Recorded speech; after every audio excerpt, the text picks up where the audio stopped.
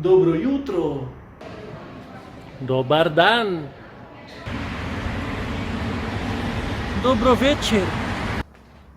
Antes de mais nada, eu gostaria de agradecer os incentivos que eu recebi dos amigos, familiares e o público em geral. Em especial a minha nova amiga Inês, da Croácia. Inês, hvala vam puno na podršci.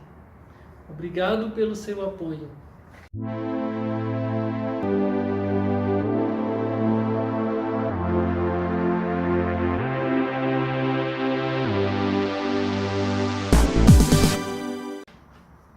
Caso você não esteja iniciando uma língua com conhecimento zero, você saberia me dizer quanto você domina essa língua?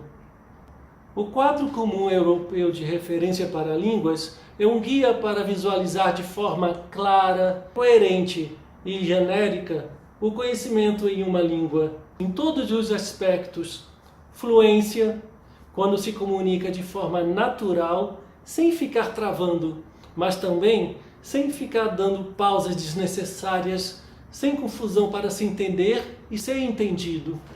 Gramática. A gramática normativa, mas também o domínio de desvios comum aos dativos. Vocabulário. Palavras e expressões a serem estudadas. Aspectos culturais. A cultura influencia o vocabulário e até mesmo a sintaxe de uma língua. Além de quando você for usar a língua, será dentro de um contexto envolvendo a interação entre pessoas.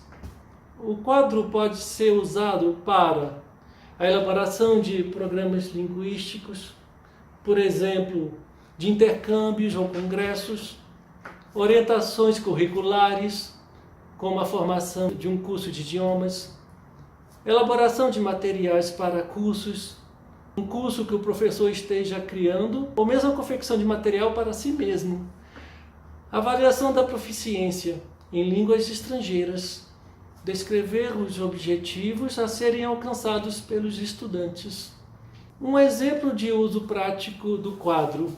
Uma das afirmações do Quadro Comum Europeu é: pode produzir textos simples e conectados sobre assuntos familiares e de interesse pessoal. Um professor de qualquer língua estrangeira pode utilizar essa afirmação para avaliá-lo e também elaborar lições necessárias para esse objetivo. Bem, apesar de ser um trabalho elaborado para a Europa, é cada vez mais empregado como guia no mundo todo.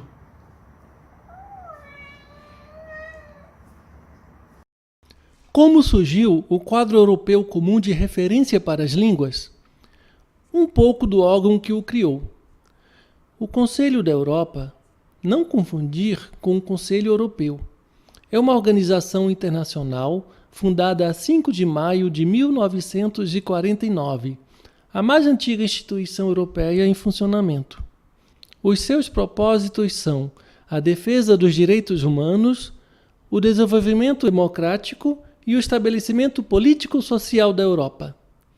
Dentro do Conselho da Europa encontra-se a Convenção Europeia dos Direitos Humanos e o Tribunal Europeu dos Direitos Humanos. É para esse tribunal que são encaminhados os processos em que os europeus acham que um determinado Estado-membro violou um ou vários direitos. A sede do Conselho é em Estrasburgo, na França. O inglês e o francês são as línguas oficiais desta instituição. Veja um vídeo extra embaixo no link. A ideia de desenvolver um quadro comum de referência para as línguas foi lançada em 1991, durante um grande simpósio do Conselho da Europa, organizado em Rüschlikon, em cooperação com as autoridades suíças. Uma versão preliminar do Manual para a Relação de Exames Linguísticos ao Quadro foi publicada em 2003. Hoje em dia, está disseminado não só pela Europa, mas em todo o mundo, servindo de base para a verificação de nível não só de línguas europeias, como de qualquer outra. Eu mesmo já fiz o exame de proficiência do Esperanto, nível C1, emitido pela Universidade Eötvös Loránd, em Budapeste, Hungria, uma das universidades mais importantes da Hungria, com validade internacional. Habilidades a serem desenvolvidas. O Quadro Europeu Comum de Referência para as Línguas define as capacidades que um estudante deve conferir em cada um dos processos. Entender. A categoria de compreensão engloba habilidades de escuta, listening, e de leitura. Falar. A categoria da fala integra a interação oral e conversa. Escrever. A categoria de escrita inclui a habilidade de escrever. O quadro não está ligado a um teste em particular. Ele é um conjunto de demonstrações de capacidades que lista as funções que você conseguirá realizar utilizando uma língua estrangeira. À primeira vista, o QSRL pode parecer pesado.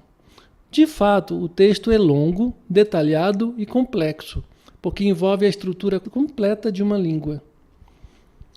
Lê-lo do início ao fim não é a melhor forma de se familiarizar com ele. Apesar do rigor das grades que descrevem os níveis do quadro comum, ele é, ao mesmo tempo, aberto e dinâmico. Quadro de classificação. Divide-se em 3 níveis, sendo cada um subdividido em outros 2. Na prática, o que ocorre quando chega em cada nível? Falante elementar, A1. Iniciante. Eu posso me comunicar de forma simples. A2. Básico. Eu posso viajar. Falante independente. B1. Intermediário. Eu posso estudar no país da língua estudada. B2. Falante independente. Eu posso estudar nas universidades. Falante proficiente. C1. Proficiência operativa, eficaz, avançado. Eu falo fluentemente com qualquer nativo. C2. Domínio pleno. Eu falo como um nativo. O vídeo sobre o quadro comum europeu de referência de idiomas começou a ficar grande demais. Então eu decidi dividi-lo. Nesse primeiro vídeo ficou apenas o histórico e a definição. E nos próximos eu vou falar de cada nível. Como classificar o seu próprio nível a partir de testes. Espero que realmente esse vídeo tenha sido útil para vocês. E coloquem o curtir se vocês ainda não colocaram e acompanhem o canal para as próximas atualizações. Eu pretendo colocar os vídeos quinzenalmente.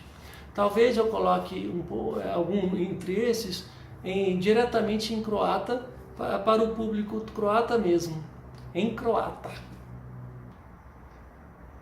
Amanhã vou ter a minha primeira aula online com um professor de croata. Vidimo se!